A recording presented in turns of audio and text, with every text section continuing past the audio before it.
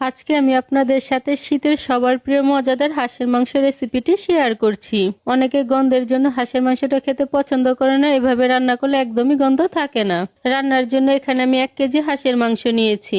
তারপর মাংসগুলোকে আমি লবণ আর লেবুর রস দিয়ে 30 মিনিটের জন্য ভিজিয়ে রেখেছিলাম। এখন মাংসের জন্য একটা মশলা তৈরি করে নেব। তার জন্য নিয়েছি 2টা পেঁয়াজ, 1 টেবিল চামচ জিরে, 1 টেবিল চামচ ধনে আর ঝাল অনুযায়ী শুকনো মরিচ। তারপর অল্প জল দিয়ে মিহি একটা পেস্ট বানিয়ে নিয়েছি। এখন মেরিনেট করে নিব। তার জন্য দিয়ে দিচ্ছি তৈরি করে রাখা মশলা, রসুন বাটা, আদা বাটা, স্বাদ মতো লবণ, হলুদের গুঁড়ো আর গরম মশলার গুঁড়ো দিয়ে সবকিছু ভালো করে মেখে 1 ঘন্টার জন্য ঢেকে রাখবো।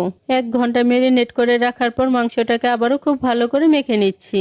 রান্নার জন্য প্যানে 1 টেবিল চামচ সরিষার তেল দিয়ে তেলটাকে গরম করে নিচ্ছি। খুব বেশি তেল দেব না, কারণ মাংস থেকে অনেকটা তেল উঠে আসবে।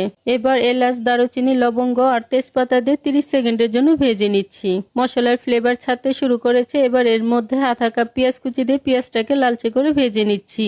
পেঁয়াজটা লালচে রং হয়ে এসেছে। এবার মেরিনেট করা মাংসটা দিয়ে খুব ভালো করে কিছুক্ষণ কষিয়ে নিচ্ছি। কিছুক্ষণ কষিয়ে নেওয়ার পর এবার মাংসটাকে আমি ঢাকনা দিয়ে লো আঁচে প্রায় 20 মিনিটের জন্য রেখে দিব। 20 মিনিটের মতো ঢাকনা দিয়ে কষিয়ে নেওয়ার পর মাংস থেকে অনেকটা জল উঠে এসেছে। এখন এটাকে আমি আরো কিছুক্ষণ কষিয়ে নিব।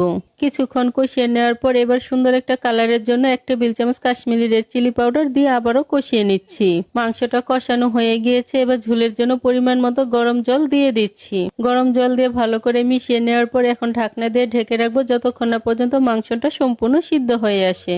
মাংসটা সিদ্ধ হয়ে ঝোলটা একদম ঘন হয়ে গিয়েছে। এখন ঢাকনা দিয়ে স্ট্যান্ডিং টাইমে রেখে নামিয়ে নেব। ব্যাস, তৈরি হয়ে গিয়েছে শীতের সবার প্রিয় মজাদার গন্ধ ছাড়া হাঁসের মাংসের এই রেসিপিটি।